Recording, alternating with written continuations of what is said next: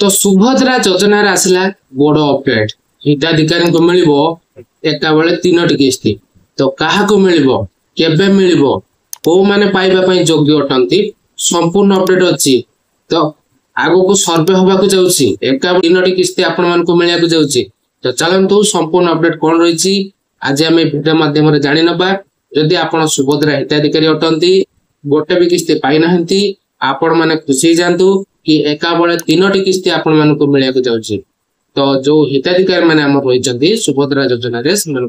मिलवाई जाऊँगी जदि प्रथम थर ये चैनल को विजिट कर सब्सक्राइब करना प्रथम तो सब्सक्राइब कर घंटी को ऑन कर देबे जदि वीडियो आपको भल लगे लाइक करने सहित शेयर कर देबे तो चलतु संपूर्ण अपडेट कौन रही आज आम वीडियो माध्यम जानी नबा शेष पर्यटन देखु जमा स्किप करतुनि ना आपण मैंने से 3टी किस्ती एका बेले आपण मैंने पाइपर ना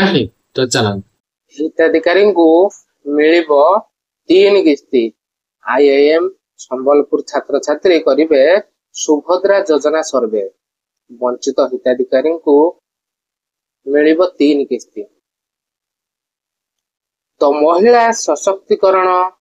दिगरे राज्य सरकार महत्वाकांक्षी योजना हेउची सुभद्रा जणे भी हिताधिकारी एही योजना रु जेपरि बाद पड़िबेनी सेथिपाई सरकार पदक्षेप नहीं एही क्रम रे हिताधिकारी को चिन्हट करिबा पई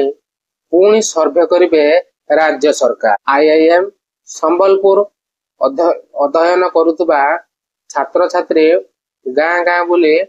सुभद्रा योजना रो वंचित योग्य हिताधिकारी को चिन्हट करिवे तो आपण माने जानि परले सर्वे करिबा परे सरकार निकट रे समस्त रिपोर्ट दाखल करिवे रिपोर्ट आसीबा परे वंचित थिबा समस्त हिताधिकारी को एका संगरे 3टी किस्ती दिया जे बोली उप मुख्यमंत्री प्रभात परिड़ा कहिसंती तो उल्लेख योग्य जे सेप्टेम्बर 17 2024 रे राज्य सरकार सुभद्रा योजना आरंभ करथिले तो यह आपण माने भी जानिथिबे यह अधीन रे योग्य महिला हिताधिकारी को वर्ष को 2टी किस्ती रे 10,000 टंका प्रदान करा जाउछि गोटे किस्ती मार्च 8 महिला दिवस और द्वितीय किस्ती राखी पूर्णिमा रे दिया वर्तमान सुधा एही योजना रे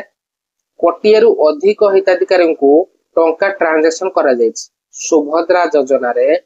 1,65,877 जन महिला प्रथम किस्ती टंका पाइथिले सही परे 98,82,092 जन महिला द्वितीय किस्ती टंका पाइथिले एप्रिल 24 रे पुरी रो तालबणिया ठारे जातीय पंचायत राज दिवस 2025 राज्य स्तरीय समारोह रे 1,70,000 हिताधिकारी बैंक अकाउंट रे 2टी किस्ती टंका जमा करा जायतिला सेमानंकु थरके 10,000 टंका मिलतिला